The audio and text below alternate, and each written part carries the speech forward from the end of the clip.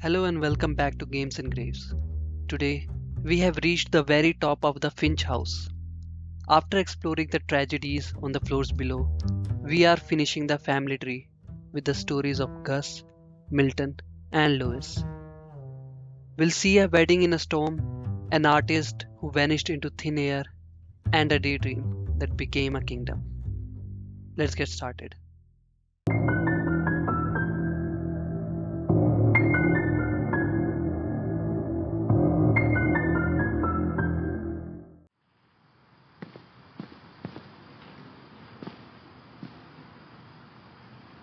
I can't imagine my mom ever writing poetry, and yet...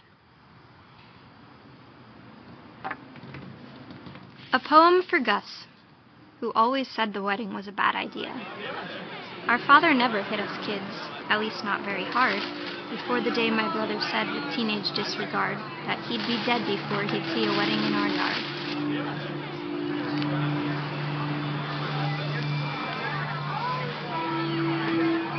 My father made him come, of course, but Gus stood far apart, just flew his kite and bottled up the storm inside his heart.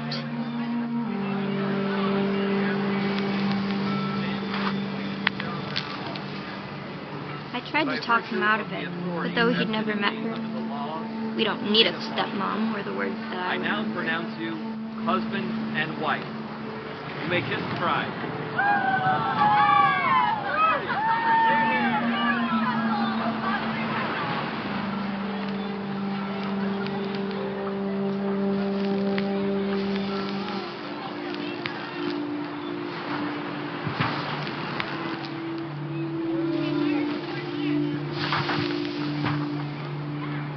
When the time for photos came, Dad ordered him to come here.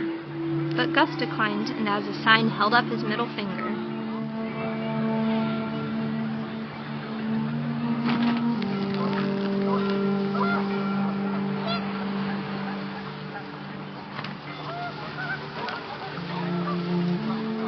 The wind picked up, and panicked geese appeared and quickly went. But all the humans did that day was go inside the tent.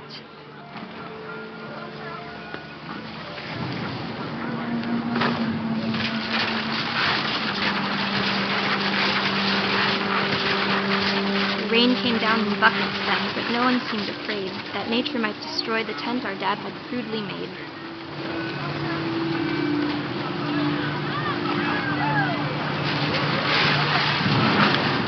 The thunder sounded much too close and full of angry power, but all my father said to this was, "Make the music louder."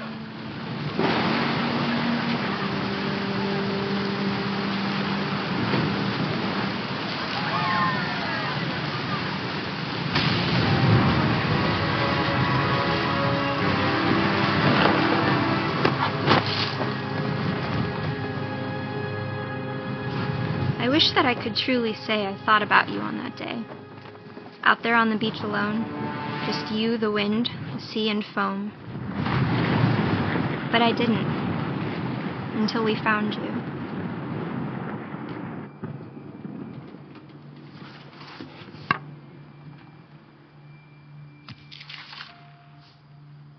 She never talked about him, but Mom told me once if I was a boy, they were going to name me Gus. There's something so human about his story. That childhood stubbornness of sitting out in a storm just to prove a point. It doesn't feel like a curse to me. It feels like a boy who just wasn't ready for his world to change. My mom moved up to the loft after her brothers died. At the time, it was as far away as she could get.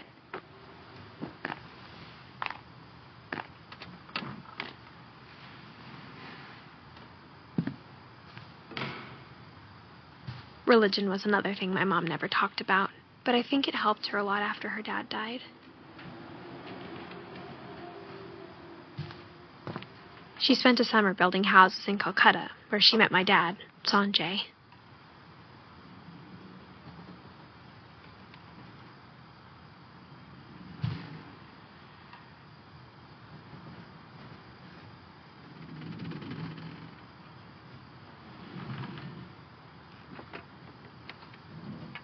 My mom moved to India a week after graduation and got a job teaching English. Louis was born a year later.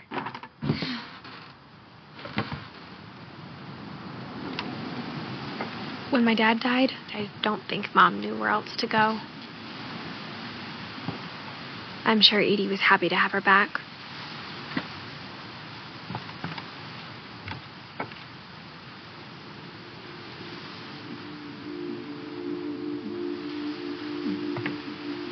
The house had to get a little bigger, but Edie was used to that.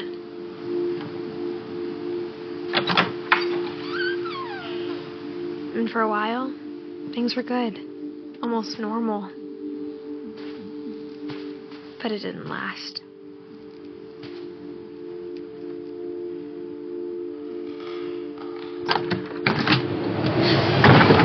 The beginning of the end was Milton's 10th birthday, when Edie gave him a castle.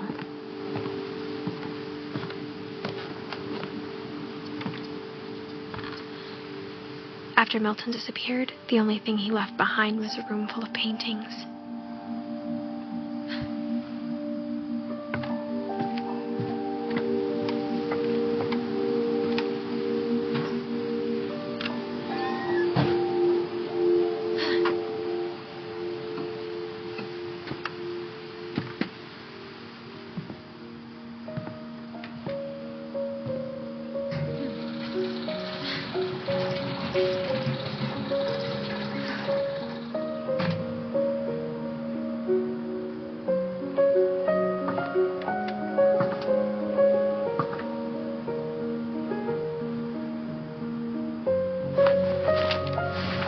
Milton Finch in The Magic Paintbrush.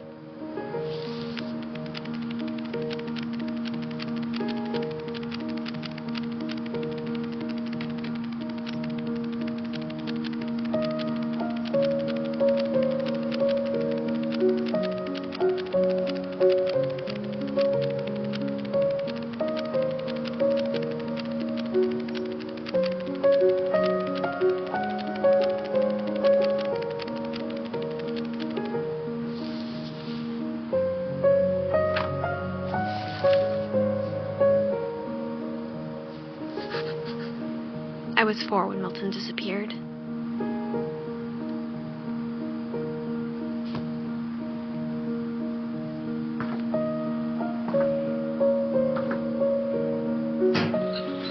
Mom spent months searching for my brother. Then she sealed the doors.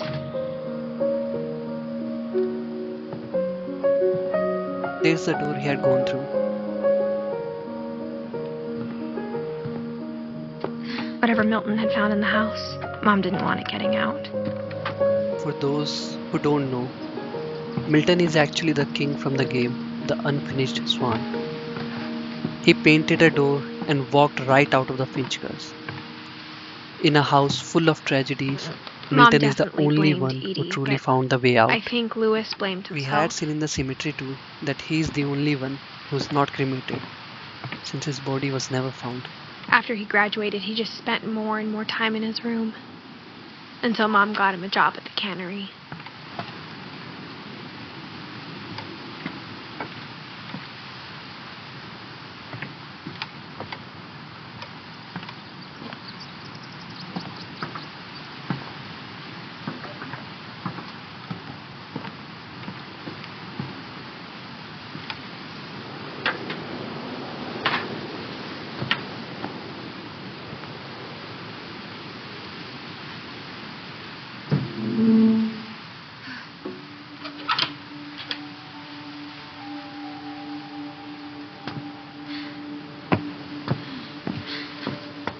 Louis's room smelled very, very familiar. That part of him lived on.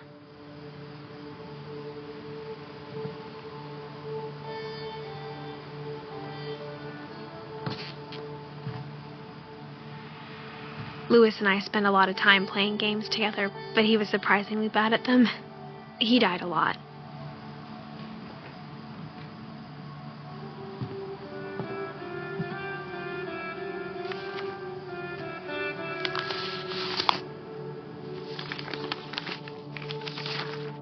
Dear Mrs. Finch, As Lewis's psychiatrist, I can understand your desire for an explanation. As I see it, the trouble began in January, shortly after we convinced your son to seek treatment for substance abuse. Newly sober, I believe Lewis first noticed the monotony of his daily life.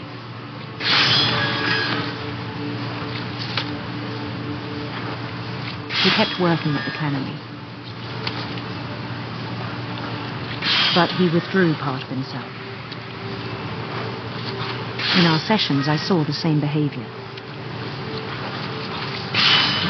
His mind began to wander. I asked him to describe it. He said he started small, imagining a labyrinth. He'd feel his way about. Then something moved. Bats. And toads.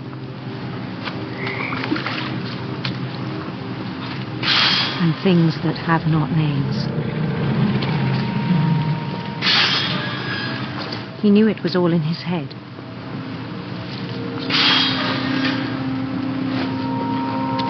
But he took it very seriously. I had hoped he'd find himself.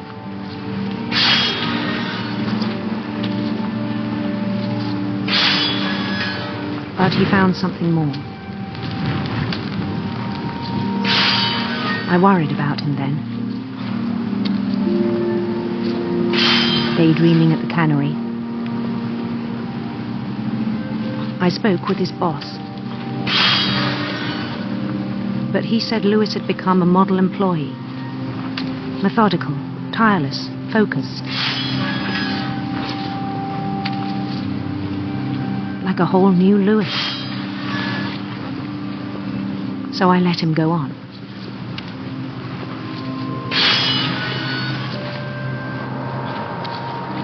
I even encouraged him. It seemed very promising at first. He told me he'd made a new friend.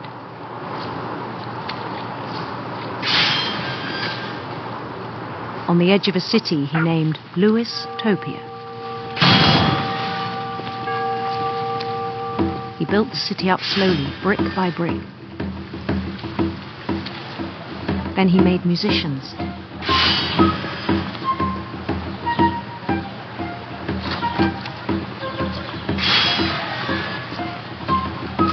And songs for them to play.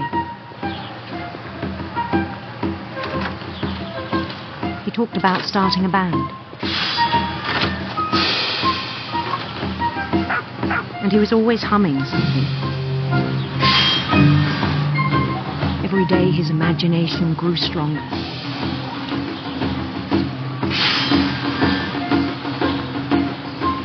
He no longer spoke at the Cannery. But his chopping was as reliable as ever. Then one day it struck him that all the cheering crowds, even the stones under his feet, were all in his imagination. So he could do whatever he wished.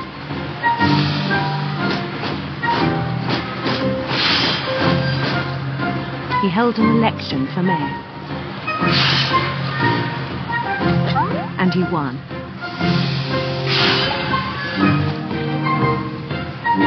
They begged him to stay, but his mind was already wandering. It became a game for him.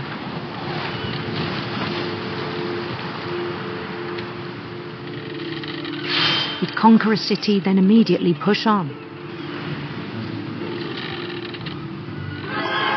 New Louisville.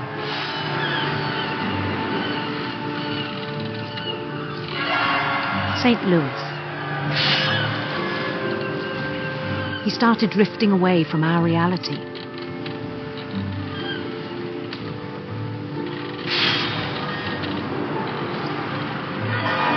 Minneapolis. Until one day he forgot to go home from the Cannery. Even as his mother pleaded with him, part of Lewis kept sailing on.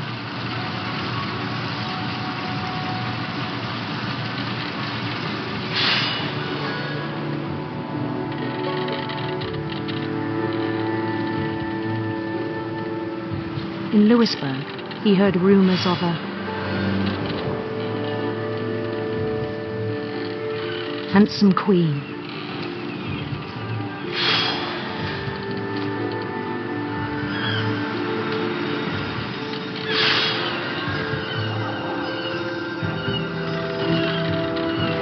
The queen was on her own quest for sinister serpents.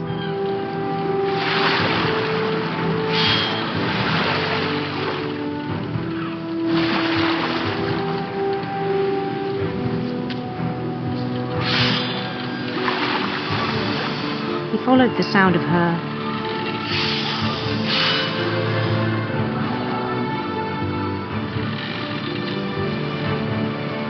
electric sitar.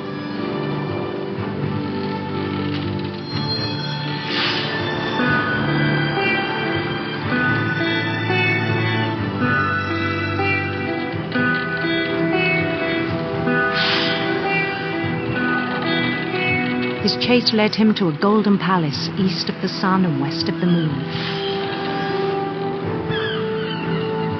Even then, his logic remained sound.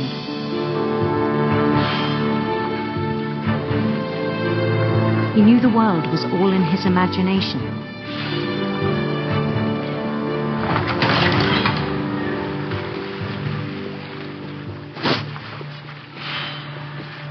But he was so proud of having created it.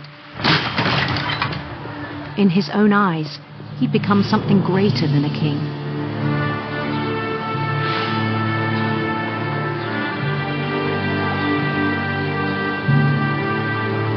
For someone who'd never known success in the real world, I think it was overwhelming. And then it struck him that the real Lewis was not the one chopping salmon, but the one climbing the steps of a golden palace.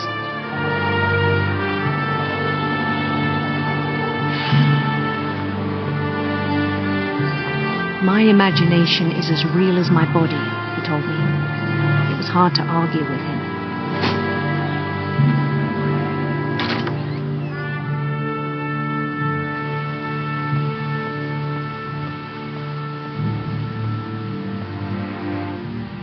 He began to forget the world we know.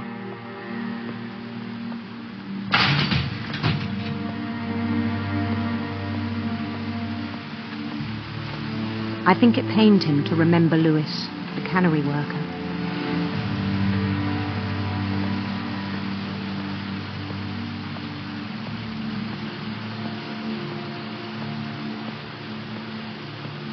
He began to despise the man with a royal contempt.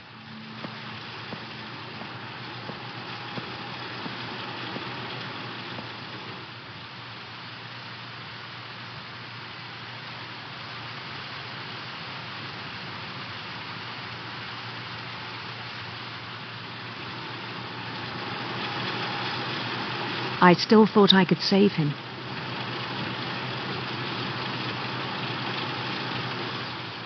Even after he said he was being crowned king over all the lands of wonder.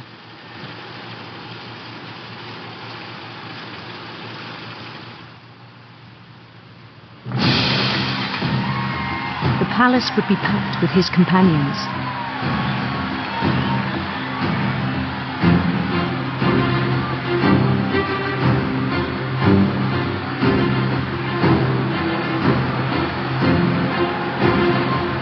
Including the wise Calico who'd insisted on inviting him.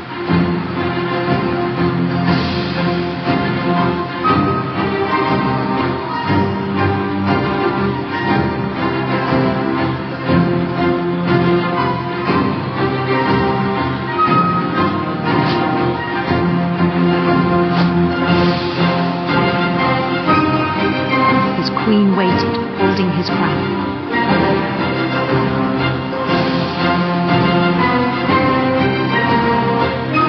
There was only one thing left to do.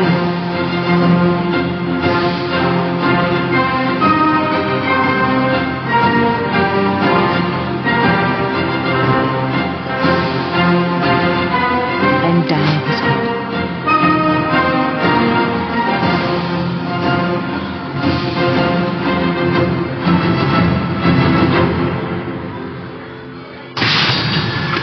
rest, I think you know. Mrs. Finch, your son was a kind man who will be missed by all of us who knew him.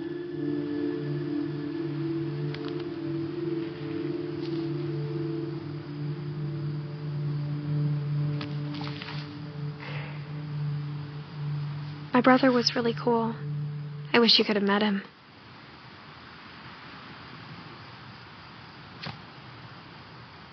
This hits the hardest.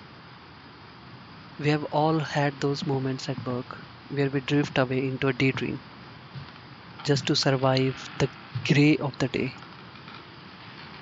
Louis didn't die because of a monster. He died because the world in his head was simply better than the world he was living in. He died a king. On the way back from Louis's funeral, my mom told me to start packing. She waited until the day before we left to tell Edie. I'm not sure if she wanted to make it easier or harder.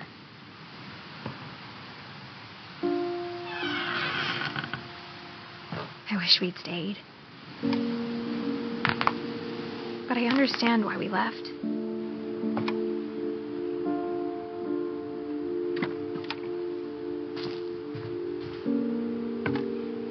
My mom ended up leaving everything behind.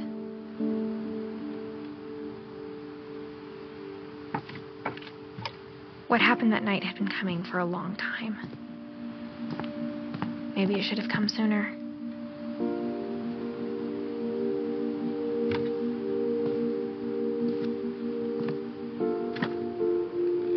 But it had to end one way or another. All that's left now is to tell you about that last night.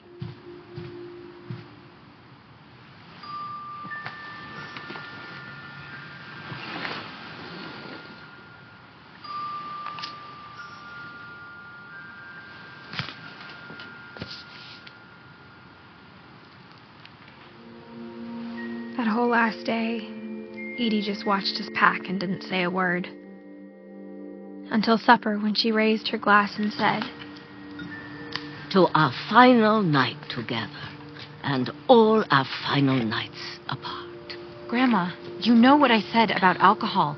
Some of your medications are very Edith, specific. I left a present for you in the hallway. Why don't you go open it? The grown-ups have to argue now. I'm sorry, you're right. We're all leaving tomorrow. Let's just enjoy our last... I'm not leaving. Edith, you're excused.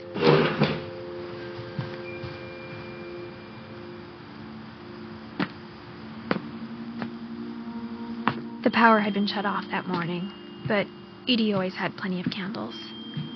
When my mom sealed the library, I don't think she knew about the other entrance. Or that Edie had a key to it.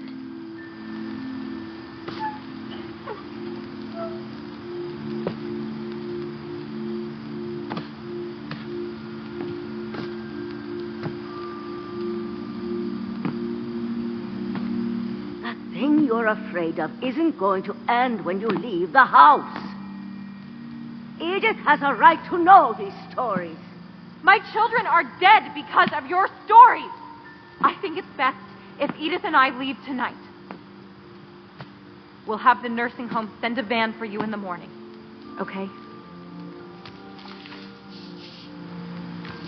Dear Edith, there's so many stories I wish I could tell you, but there's only time for one. This is about what happened on the night you were born. That night, the tide went way, way out. It was the first and last time I ever saw the old house aground. There'd been an earthquake out in the middle of the ocean. They called it the lowest tide in 1,000 years. God, it smelled awful. You know, I've seen that house every day of my life. But I never thought I'd go back to it. When the fog rolled in, I lost my way.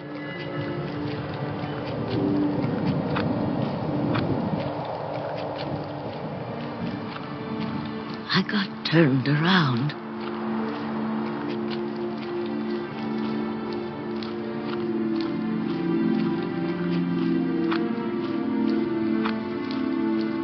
For a while, I wondered.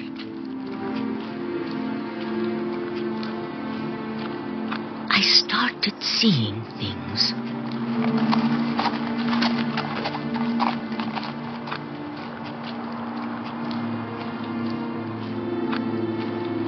Things I'd forgotten had ever existed.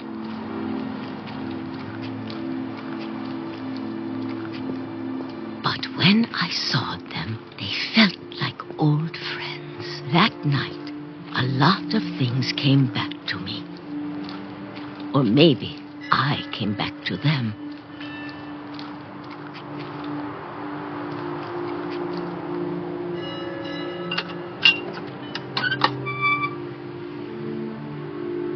Things I can't explain, but that I need you to try and... Edith, what are you doing in here? It's mine. Edith! Mom, you're gonna rip it. Let go. I kicked and screamed, but Mom dragged me to the car. I never saw Great-Grandma Edie again. The next morning, the van came to pick her up, but she was already gone. After that, we moved around a lot.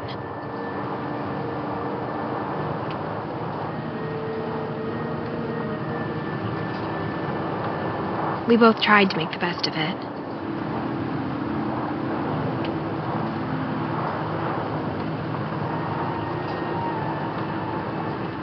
A few years went by.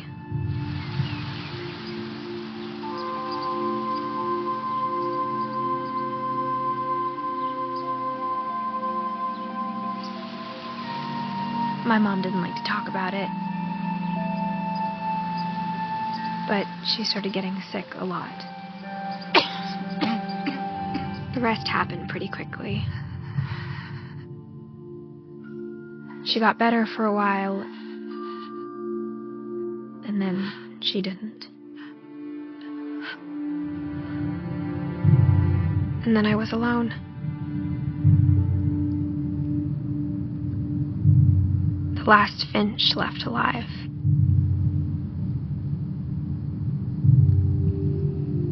Until I found out about you. I'm still not sure what to tell you about all this. If we lived forever, maybe we'd have time to understand things. But as it is, I think the best we can do is try to open our eyes. And appreciate how strange and brief all of this is. This journal was supposed to be for you. But now I hope you'll never see it. I just want to meet you and tell you all these stories myself. But I guess if you're reading this now, things didn't work out that way.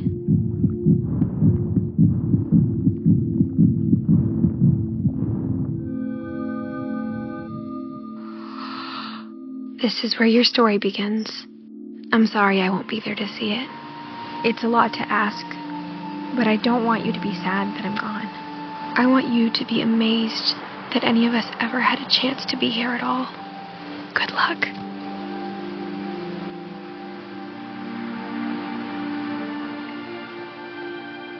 So this is the last member of the Finch family, son of Edith Jr.